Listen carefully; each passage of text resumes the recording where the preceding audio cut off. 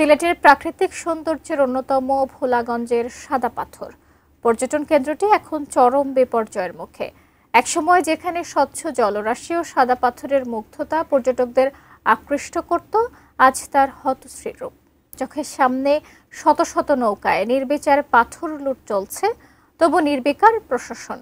সাদা পাথর লুট নিয়ে সিলেট প্রতিনিধি কামরুল ইসলাম মাহির 2 পর্বের ধারাবাহিকের প্রথম পর্ব আজ। পাহাড়ি ঢলে ভারতের ত্রিপুরা রাজ্য থেকে নেমে আসা পাথররাজি ধলাই নদীর প্রবেশমুখ সিলেটের কোম্পানিগঞ্জকে করেছে মহিমান্বিত। সীমান্তের জিরো লাইন থেকে 10 নম্বর এলাকার নাম ছড়িয়ে পড়েছে সেই পাথরের সৌন্দর্যের নামে সাদা পাথর।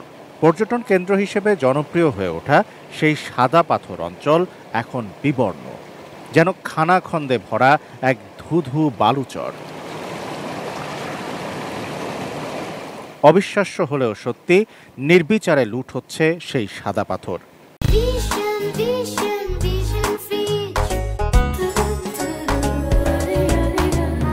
মাটি খুঁড়ে তুলে নিচ্ছে লুটেরারা। শুধু কি পাথর, শত শত নৌকা করে তুলে নেওয়া হচ্ছে বালু। শুধু তাই নয়, ধলাই নদী পাড়ের মাটি কেটে নেওয়ায় বদলে গেছে নদীর গতিপথই। ধ্বংসের পথে জনপ্রিয় পর্যটন কেন্দ্রটি।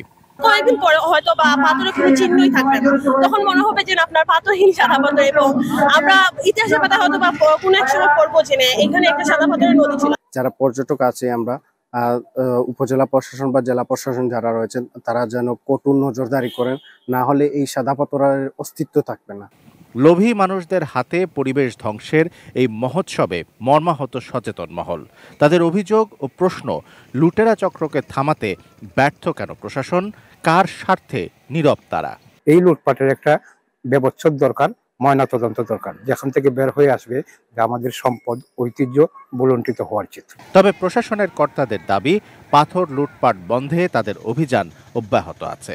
এখন আরএনবি সদস্যরা আছে পাশেই, তো তাদেরও সক্রিয় ভূমিকা যাতে তারা পালন করে সেজন্য চিঠি দেওয়া হয়েছে।